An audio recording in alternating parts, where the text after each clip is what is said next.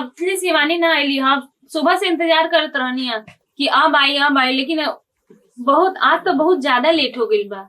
अब तक तो आ जाली और आ जाए कि चाहिए भी ओकरा, पता ना घरों में तो ओकर 10 तरह के बात हो जाला ना रोज रोज, बेचारी का करी। हाँ, एगो टेंशन रही केहू भी आदमी के तबे नु, लेकिन एजे तो 10 गो बेचारी का टेंशन बा, का झेली। हाँ, एक तो काम करके पूरा गांव के घरे घर काम करेली, घर चलावेली, इतना तो करते बाड़ी बेचारी। और का करी मेहरारू, पढ़ल लिखल नहीं की कि कहीं ऑफिस वगैरह में भी अच्छा काम ओकरा के मिल जा।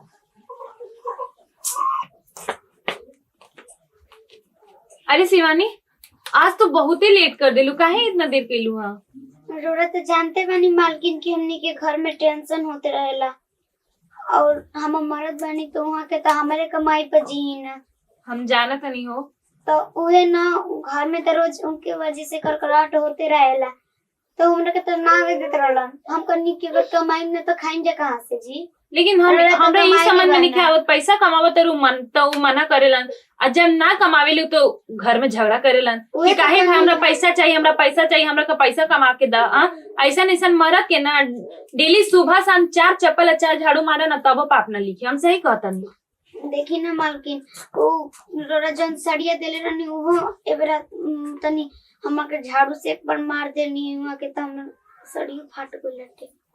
तो कपड़ा की तू टेंशन मत कर, हम तो देते बानी, हमारे पास जो साड़ी रहेला तो हम तो तरह के दिहिला, तो जानते बाड़ू। आज तक तो हम रोरे साड़ी पहन के और मतलब इतना दिन से काम करना कि वो मतलब साड़ी नहीं किनले, हम रोरे साड़ी पे पली ना, और ना तो हम बुच्चिया भी ओकरो के रोरा कपड़ा दिए ना।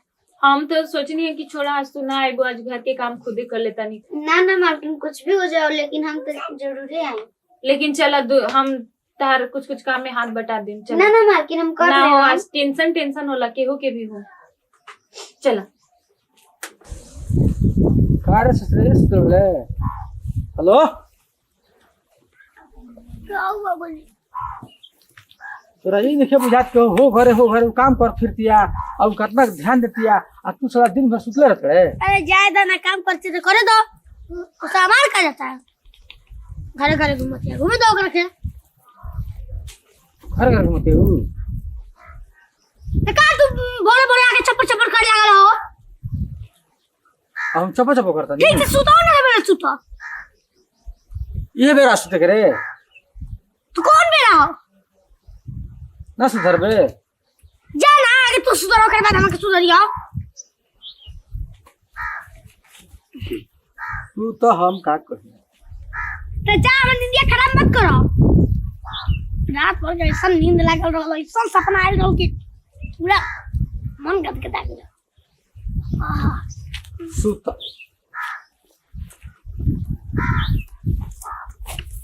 बाबूजी आ गइलू। हाँ, चली जा, खाना ना खा लीजिए, चली जी उठी। अरे जो हमारा दिमाग मत खराब कर, चली जी खाना ना बना देले बनी, और मालकिन के घर से भी खाना ना बना के आ गइल बनी, और चली जल्दी खाना खा ली, फिर जाए के बटे में पोछा लगा के बटे जो ये लेके आ, हम ना जाए। चली घर में खा ली, जे द्वार पर खाने तक लोग का करी, ये लोग आई द्वार पे खाना खाता, और का गई 1 बजा तनी जी जो ये काम ये खराब है। ये तो मेरे से प्यार से रोरा बातें ना करी ना, तो प्यार से का बात करो, प्यार से बातें ना कर ले तो हम क्या करो? बाबूजी अच्छा, तो हम खाना ना काट के रख देले बनी, और छिपा से तोप देले बनी, और जाके गोड़ धो के आज खाना खा ले हम, ठीक बेटे ना? जतनी मालकिन की अभी आधा काम करे ही के बेटे ना, अब खा ले बा। हाँ, वहाँ के द्वार पर ले जाके खिया देले बनी। अच्छा ठीक बा, अपन याद करके खा ले हम, ठीक बा ना? बहुत देर हो गई बा, लेकिन आज अब का करी बेचारी, एगो टेंशन है तब नु। अरे औसन मरद बेचारी के, हाँ ना अपन मेहरारू के ढंग से खाना दे सकेला, ना 2 रुपया कमावे के हिम्मत बा ओकरा के कि 2 पैसा हमहू कमाई। औसन मरद रहे चाहे ना, काम जरूरी बा। अरे मरद के नाम पे धब्बा है धब्बा। हमनी लोग के मरद के देख लो, लोग कितना मेहनत करेला दिन रात। अरे हम करती न बानी, और ये खाना बना देले बन ना, और चली रोरा के काट के दे देता नहीं, जल्दी खा ली। सुना ना, अभी हम ना खाए हो कहे कि हमार तबियत ठीक नहीं लागत, इतना पैर हाथ दुखा ना लागत है कि अंदर से बुखार हो गई बा।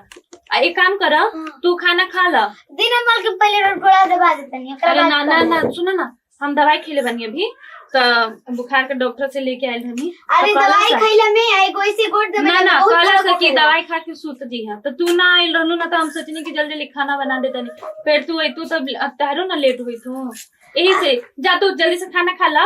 आज हम बना देली अपने से का करब, बना देनी है तो कोनो बात तो रोरो खा ली ना, ओकर बाद रोरो जानता नहीं ना कि रोरो ना खाने तो हम पहले ना खाई ना। अच्छा कोनो बात ना हो, सुना ना, तू खा ला और ओकर बाद अपन मरद के और अपन ससुर खातिर ले लीजिए। ना ना, हम तो खाना बना ले, हम घर जाके मत कहनी है कि पूरा घर परिवार के अथी हम बना देनी है तो लोग के आ डेली खेबे करो लिए जा, तो कहो ना कि जा खा लो, खा ली है और बाद फिर चल जी लेके। हाँ ठीक बा। दिन भर एने सोने ना पाता रहता, हमारा बुझाते नहीं कि करी क्या। लाज शरम तो कुछ बा ना, मैं घोर के पी गई बा। मेहरारू हे घर हो घर चल फिरती काम धंधा चक्कर में, आई का करत हटुए हमारा कुछ समझ में नहीं आवे। ना गाय गरु देखी ना दू चार कटा खेत वो करा के देखी। अच्छा बबुआ, जो दिन जिया तन तय जी, ओकरा बाद में कुल समझ में आ जी अंग्रेजी बोलल। कहाँ बड़े अरे कृष्णो, आई ससुरात है लेके चल तूने मछली पसार दे तू। बाबूजी, अरे कहाँ गिरले रे? ए बाबूजी का करो ना, तू सुता ही देता रहा ना, ठीक से तू जगह ही देता रहा, खाली कामे पे तू बोला का काम है बोलो। मैंने सही करबे का सही करता नहीं हो एगो पतो है ना हो एगो पतो है बिया कि ये घर से वो घर से सेल फिरते कि दू पैसा मिलो, भोजन मिलो, हई मिलो, हम तू हे दुआर सो सेल फिरते रे तो हम क्या करी? इतना का करी हम का कर बिस्तर तू हो हैं? बाबूजी तू हाथ छोड़ के गलती करता है। हम गलती करते हैं थोड़े बे है कहीं क्या हे तो से होदलन हो गल हो हम तो मेरे से मैंने हो काम कर चलतिया जा तू अपन काम करो। बोल रे बोलो तू ना सर रे पहले उठा के लेके आओ, उठा के लेके आओ तब समझ में आई। मोय फसाद के जानू उहे बिया, ओकरे बारे में कुछ सोचे के पड़ी। होई हाय हम उठा के लेके जाता नहीं, आय उहे उठा के लेके जाइए। गोल बिया ओकरे घरे, हम ओकरे घरे जाके देखो। अरे बेरा ओकरे के तो सोझियाइए दे मार के नु।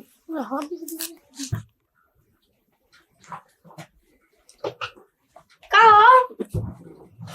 ए जाल बिया ऊ। हाँ ओकर खाना खाती है, कहनी खाना न खा ला फिर चल जी। हाँ अपन घरे। ओ खाना खातिया? हाँ का रे तू ये खाना खाता है या भूखा मरता नहीं? का हो गल जी, अभी लगले न खाना खिया के नहीं तबे न में जाई नहीं तो खाना खाते नहीं। अभी तुरंत बैठे हुए के लिए हम कहनी जो दू को खाना खा ले, कहलिए कि ना घरे जाके हम खाएं। चल करे 1 मिनट, ई तहार घर ना ई हमार घर है, समझ गेला ना? अपन घर हम ऐसी करत रखा एक साथे जय दी मालकिन इंदा के का जाय दी तारे जैसा मारारो लोग ना ऐसा ऐसा मरद के माथा चढ़ा के रखेली, समझ गेलू ना? जय दी इनका के मत बोली रो चली। और तू बाबा जी से कहीं करेगी नहीं, काम करवाओ हम काम ना कराम। ए जी अगर कुछ काम ना करम जो तुमनी के कैसे पेट पूजन होगी जी? हम कुछ काम करते हैं तबे तो घर के मैं खर्चा वर्चा चलत बाटे। आय रो बताई अब हमनी के इयो छोड़ दम जो तुमनी के कहां जाएं जा? ई खर्चा चलाई है ना, तू काहे टेंशन लेता है?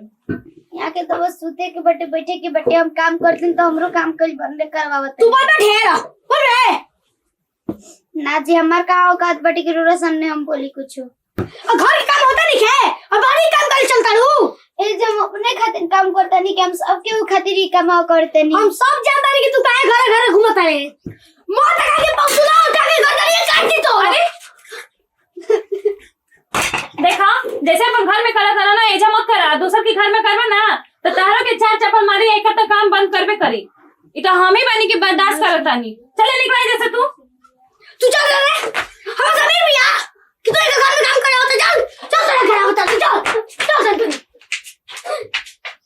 बाप रे देखा ना। हाँ, कमाई धमाई के कुछ नहीं की, लेकिन बोली कितना एक निकला था। सब शिवानी की गलती है कि अपन मर्द के इतना मन चढ़ा के रख ली है। अरे ऐसा नहीं मर्द के ना दू झाड़ू मारा कि अपन रास्ता पे आ जी हम लोग। पता ना बेचारी के घरे जाके कितना मारी हन कि का समझ में नहीं आवत के का करी हम लोग। बेचारी एक तो कामों करती है, ऊपर से इतना सहती है। धन हो ऐसा मेहरारू। चल चल चल चल कहाँ से रे? तू बाबूजी मत बोला। हमारा का बोले के बोला, लड़ा लो चाहे मरा लो, हमारा नहीं बोले के बोला। तेरा पूरा बस बहुत हो गई, बहुत और अत्याचार सही लेनी हम।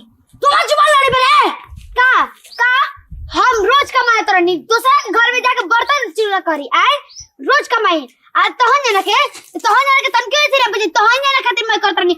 तू का कर ले बेला हैं? ना तू ढेर मत बोलो। घर में बैठल बैठल बस आयस करे के बाटे और तो कुछ करे के नहीं। हमरा के मरता रहो, हमरा के मरता रहो, हमरा के मरता रहो, हमरा के मरता रहो, हमरा के मरता रहो। आ बाबूजी आ बता इधर के बाबूजी जरा ओए इधर भी कह रहे। ऐसे तो नहीं आए बाबूजी। अब बता बताओ काम करबे ना कर। हम दिन रात खाटी आई घर में बैठा रहत रहलन आ तब हमरा के हाथ ना दे चढ़ देते ना बर्दाश्त कर ली का। बहुत रहते चाहे हम सब कुछ बनी। अरे कमा गोला में बाबूजी आए भाई आए मार आए भाई आए चल हले गोठा उठा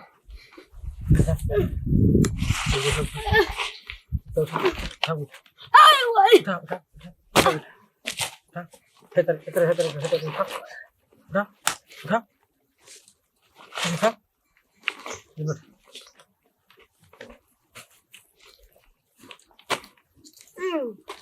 अब देखा था अब कैसा लगा था। अभी ये सुंदर लगता है। हमने के अब बैठ के दाल भात सब्जी घी अचार खाई आ तू ससुर काम कर। घर के मर्द काम करेला सन त अच्छा लागेला देखे में आ लोगों के कुछ ना कही। मेहरारू घर के काम करती है, दूसरा घरे जाकर नौकर नियन काम करती है आ मर्द बैठ के घर में खाता रहा सन तो लोग समझ का कही। आज के बाद में अब बताओ कि डेली काम पर जीवे कि ना जीवे? जाई कस के बोल जीवे कि ना जीवे? जाई जीवे नु काल से काम ढूंढबे नु अपन हैं? हां बाबू इना ढूंढबे ढूंढम बाबूजी। सोनमा है ना तो अब है ना तनी अपना पापा के मारता झप मारता मार और मार ना सुना पापा के नाम मारल जाला। काम करबो नु कुछ तो काम करो, कुछ काम करबो नु बोलता बोलता चलो हमनी की चल जाओ मालकिन घरे चलो तो ना मालकिन घर नहीं जाए का रे का बता बोले अरे बाबूजी मालकिन घर जा भी हैं? जाओ कि नहीं बता पहले हैं? तू कहो चलो मालकिन घर में जा पहले चलो हो घर अपन ओरिया हो चलो तो हिसाब मालकिन का हिसाब करवा ले। ठीक बाटे हम हिसाब करवा ले तनी, लेकिन आज के बाद बाबूजी अगर कुछ भी करे ना तो हाय हिंके से सटवा। चलो चल लेके आओ लेके मैं उठा ले बढ़िया से कोई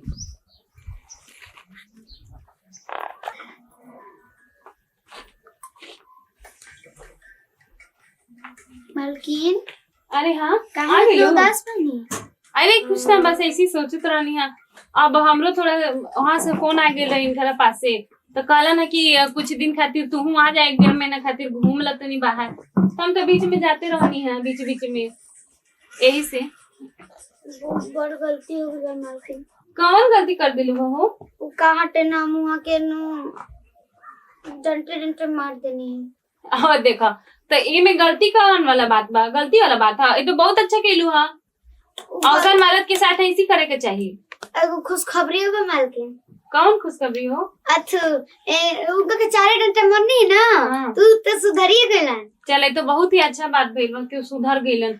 ऐसे हूँ उनका साथ जो केलू हा हाँ। उनकरा खातिर तू अच्छे केलू हा। एगो बात कही मालकिन, अरे बोला ना। बहुत बुरा लगी रोरा के। अरे बोलबू तभी नू। आज के बाद हम काम ना करे। काहे? कहाँ से कि अब सुधार गल बने वहाँ के तो काम हम तो करबे करम ना। ओहो अब समझ ही नहीं है। कोनो बात ना हो, हमरा बुरा ना लगला। अब तू देखा, अब हम तारा के इसी कोई कोनो काम में मदद करती तई तारा के अच्छा ना लगे, लेकिन हम तारा के अपन घर में काम करावे के बहाना तारा के मदद कर देनी तो अपन कामों कैलू आइए से हम तार हर एक काम में हाथ बटावत रहनी है, ताकि हम ई में तो पैसा कमाइबू चाहे कुछ भी हम तो तारा के बुरा ना लगी। यही से समझ गेलू ना। तो कौन हमारी के घर में कौन काम बा, ये तो बस हम ऐसी तारे चलते थोड़ा सा तू कहलो कि अच्छा तारा के तो बुलावत हम रहनी। सुना के द्वारे पे छोड़ के आइल बनी हम तब चलते नहीं मालकिन। चला ठीक से रही। हाँ हमारा सुधर गेल पड़न था, अब उनखरा के काम धंधा करे दा और थोड़ा ध्यान वान दिहा अपन बाल बच्चा के भी अच्छा नु भइला। चला अब जैसा मारत कहीं वैसे करो, लेकिन सुना मिठाई खिलावे एकदम मत भूली। हाँ मिठाई खिलेबू ना। हाँ आ तार मदद के जैसे पहला पगार मिले ना तो फट से हमरा के मिठाई खिला दी हा, खाना तो एगो चॉकलेट खिला दी हा। चला चला छोड़ दी तारा के बाहर। बाबूजी बैठ। हम जाके माँ हिसाब किताब करवा देले बनी मालकिन घर से। और वहाँ कहाँ कोई नहीं है। अच्छा ये बता पहले हिसाब किताब तो करेलू खुद है, हाँ, कितना पैसा निकल रहा है? कोई जब निकल हटे 6000। 6000 निकल रहा है। हाँ हमारा उपाय से नहीं ओकरा के 6000 रुपया बतावे के नहीं है, आ ओकरा के 10 कट्ठा खेत ले तनी मलगुजारी पर। हाँ हाँ धानो हो जी हमनी के आ गेहूं हो जी, ठीक बा। आ 3000 रुपया बाच तनु तो 1000 रुपया के 2 बकरी ले लिए बच्चा। तो कहाँ कोई नहीं हुआ के। बकरी हम चराई। अरे वहाँ कहाँ कोई नहीं अरे बोली तो बोला बताइए। हो गइला काम पर। मेरे को बात कहिए डोरे से बाबूजी। बोला हम तो वहाँ के मारल ना चाहत रहनी है, कहाँ से कि वहाँ के तमक पति है नहीं ना। अरे मरले लेकिन हम हमारा ये दिमाग में आई लटे कि कुछ कैले को तबे उ सुधरम वहाँ के। ये अरे- सब मजबूर न होके मार देनी, नहीं तो हम ना मारल चाहत रहनी। पागल जब लोग मरले से सुधरता, जब बात से ना सुधर लात से सुधरल नु आखिर सुधर गइल नु। हमरो तो लड़का हो लेकिन बहुत कोशिश कइने कि ना ओकरा के ना ऐसे कइल जी, लेकिन सुधर गइल नु तो उनको टेंशन तुम मत रह। तो अब चले के नु हाँ चली तब जाता नहीं कोई कर बाबूजी का हो आ काम पे गौर नहीं 500 रुपया मिल रहा। उन करे के दे दउहन मालिक है ऐसे करता बाबू है काम तो हमने काहे के दुख रही। अब यो 6000 रुपया लेल बड़ी तो सोच के एगो बकरी ले जाओ, एगो बाछी ले जाओ, आ तू अपन काम कर, ठीक बा। ना एगो 6000 की गाय उन्हें बेचा दिया। बैठ एगो बाछी ले जाओ, 2000 के बकरी ले जी। अपन कसो अपन काम काटे के दिन काटे के बा। लो खुश बढ़ लो नु। चल घर तक यहाँ मर्द के पहले कमाई हटे, हमें करके अपन मर्द खातिर कुछ न कुछ जरूरी करम। ना हो आओ।